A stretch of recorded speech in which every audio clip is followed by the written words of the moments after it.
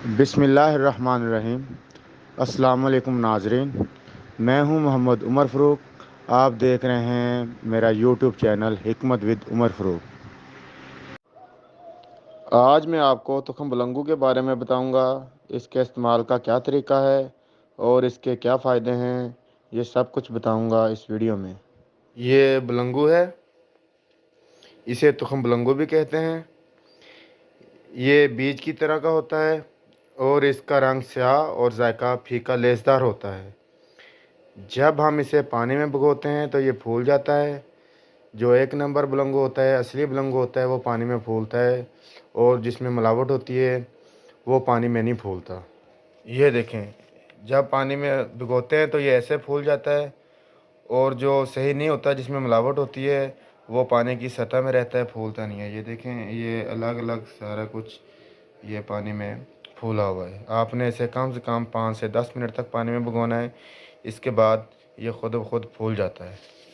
اور اس کی کاشت زیادہ تر پنجاب، سندھ اور بلوچستان کے علاقوں میں ہوتی ہے، مطلب یہ پاکستان کے علاقوں میں زیادہ تر اس کا کاشت کیا جاتا ہے۔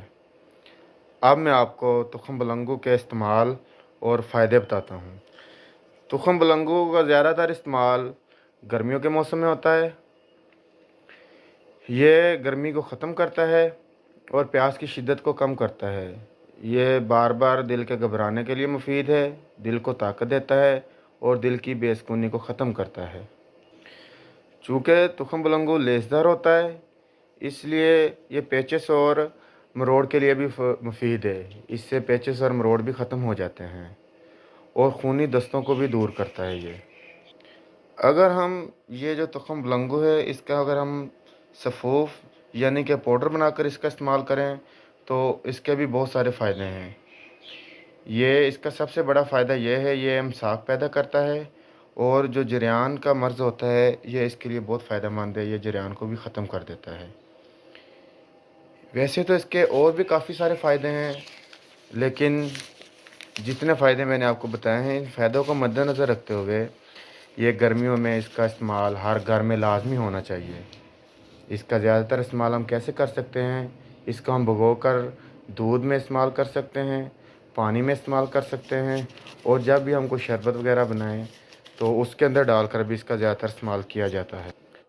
اگر آپ کو میری یہ معلومات اچھی لگیں تو اسے دوستوں کے ساتھ ضرور شیئر کریں، ویڈیو کو لائک کر دیں، چینل کو بھی سبسکرائب کر دیں۔